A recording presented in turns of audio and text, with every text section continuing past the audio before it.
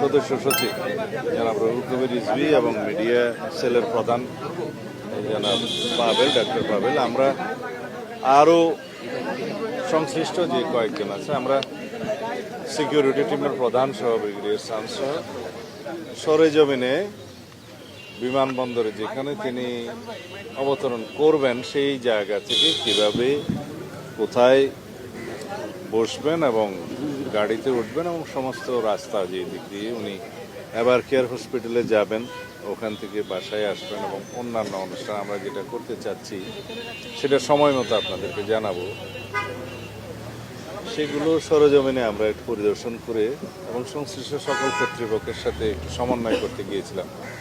আর নিরাপত্তার বিষয়টি আলাদাভাবে সরকারের সংশ্লিষ্ট মহলের সাথে সব বিভাগীয় প্রধানদের সাথে আমাদের নিরাপত্তা টিমের যিনি প্রধান এবং অন্যান্য সদস্য আছেন তারা সমন্বয় করছেন বেশ কয়েকদিন থেকে।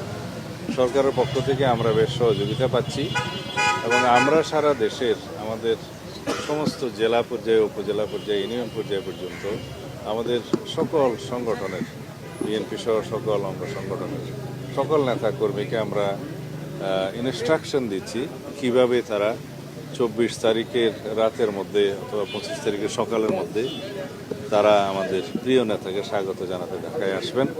এর মধ্যে সারা দেশের সমস্ত জনগণের মধ্যে ব্যাপক উৎসাহ উদ্দীপনা আছে। দীর্ঘ 17 বছরের কষ্টের নির্বাসিত জীবন শেষে আমাদের এই দেশের গণতন্ত্রের রক্ষা কবচ, আমাদের আগামী দিনের, আগামীর বাংলাদেশের যিনি নেতৃত্ব দেবেন ইনশাআল্লাহ, তাকে এক নজর দেখার জন্য আমরা গণতন্ত্র অবমুক্ত করতে পেরেছি। ফ্যাসিবাদের বিরুদ্ধে সংগ্রাম করতে করতে এই ফ্যাসিবাদ বিরোধী রাজনৈতিক সংগ্রাম, গণতান্ত্রিক সংগ্রামের সুদীর্ঘ 16-17 বছর তিনি নেতৃত্ব দিয়েছেন আমাদের। তো সুতরাং আমরা চাই যেন তার এই ঐতিহাসিক প্রত্যাবর্তন যেন বিগত 55 বছরের ইতিহাসে যেভাবে যা কিছু দৃষ্টান্ত হয়েছে তাকে ছাড়িয়ে যায় এবং আগামী 55 বছরের ইতিহাসেও যেন সেরকম কোনো ঐতিহাসিক ঘটনা না হয়, সেরকম একটা আমরা স্মরণীয় করে রাখার জন্যই আমাদের সমস্ত আয়োজন হচ্ছে। আশা করি সারা দেশের মানুষের জন্য অপেক্ষা করছে। আপনাদের সকলের সহযোগিতা প্রয়োজন। আমরা সময় মতো দেশের সকল media, electronic, print media, online media সহ সকলের সাথে এবং বিদেশি মিডিয়াও যারা এখানে কর্মরত আছে, কার্যকর আছে, তাদের সকলের সাথে কথা বলব, আপনারা জানতে পারবেন। আমরা একটু নকশাগুলো চূড়ান্ত করি। বাংলাদেশ বিমানের যেটা নিয়মিত ফ্লাইট, যেটা কমার্শিয়াল ফ্লাইট, সেটাতেই উনি আসছেন এবং সেটা ল্যান্ডিং টাইমটা 11:55 ঢাকা বিমানবন্দরে, 12টাই বলতে পারি আমরা।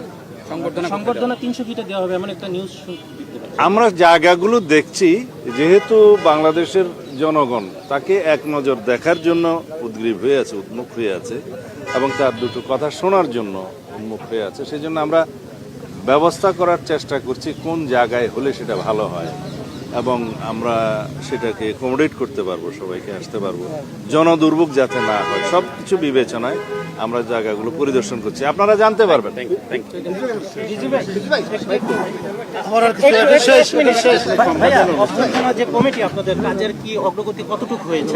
অনেক দূর অগ্রগতি হয়েছে।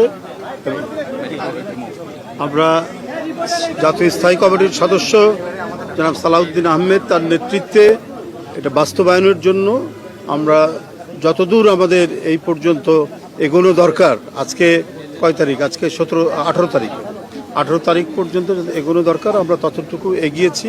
আমাদের অন্তর্ভুক্ত যারা সদস্যরা রয়েছেন তাদেরকে বিভিন্নভাবে দায়িত্ব দেওয়া হচ্ছে, সারা দেশে যোগাযোগ করানো হচ্ছে এবং তারা যোগাযোগ করছেন যাতে একটা, যেটা সালাউদ্দিন সাহেব বললেন যে এটা সমাবেশ যেটা হবে, সমাবেশ বলতে যে মানুষের যে উপস্থিতি যেটা হবে, এটা হবে ঐতিহাসিক নিঃসন্দেহে।